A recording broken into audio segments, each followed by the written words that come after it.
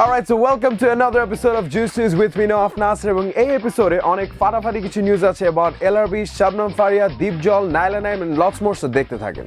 Okay, so let's start off with Sharika. আমরা কয়েকদিন আগে একটা নিউজ দিয়েছি যে শারিকার ডিভোর্স হতে যাচ্ছে।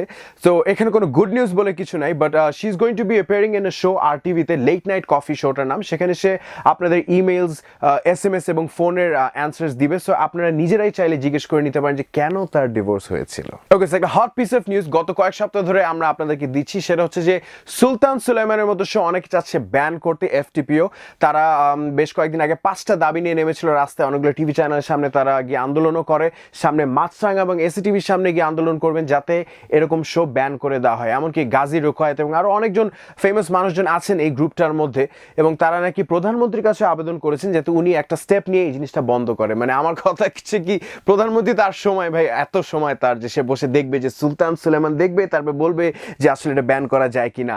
আরও কথা হচ্ছে যে তারা বলতে চাচ্ছে যে এরকম একটা শো, এরকম শোজ নাকি আমাদের দেশের কালচার নষ্ট করে দিচ্ছে, কারণ এখানে দেখানো হচ্ছে পরকীয়া, হিংসা, আরও অনেক কিছু দেখানো হচ্ছে।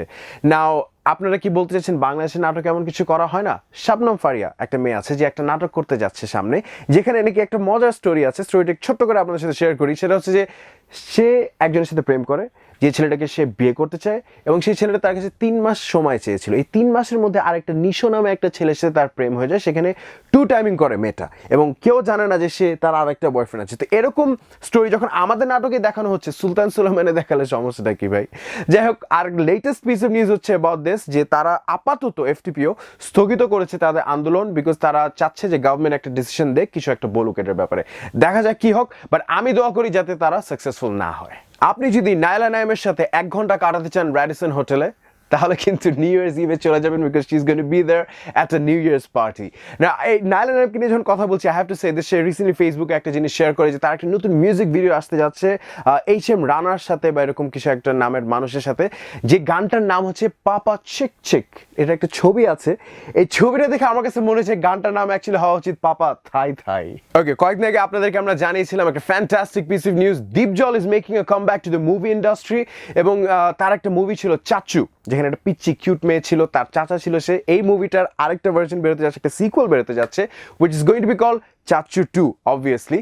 সো চাচু 2 এ কে হবে কাস্ট কেউ জানে না এখন পর্যন্ত, এটা নিয়ে একটা মিস্ট্রি হচ্ছে। বাট আমরা কিন্তু দেখে ফেলেছি, আমরা জেনে গিয়েছি যে চাচু 2 এর ভাগ্নিটা কে হবে। Here's the picture. Okay, so let's talk about LRB কিন্তু গত 16 ডিসেম্বর একটা কনসার্ট করতে যাওয়ার কথা ছিল সরোয়ার্দী উদ্যানে, যেখানে আরো অনেক বড় বড় নাম ছিল, চিরকুট, জেমস, অনেকেই। যেখানে কনসার্ট শেষ হওয়ার কথা 6-এর সময়, LRB গিয়ে পৌঁছায় 6:45। সো তারা স্বাভাবিকভাবে স্টেজে উঠতে পারে নাই। যাই হোক, অন্য কথা বলি, LRBর কিন্তু 25 বছর হয়ে গেছে। তাদের সিলভার জুবলি উপলক্ষে তারা একটা কনসার্ট করেছে ICCB-তে। না, মজার কথা হচ্ছে 25 বছর ধরে তারা পলিটিক্স করছে, এটা কত জোসনা ব্যাপারটা। ওকে, সো এই সপ্তাহের ভাইরাল ভিডিও হচ্ছে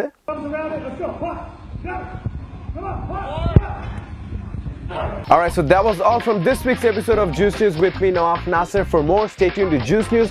Like, comment, and don't forget to subscribe. Take care. Goodbye.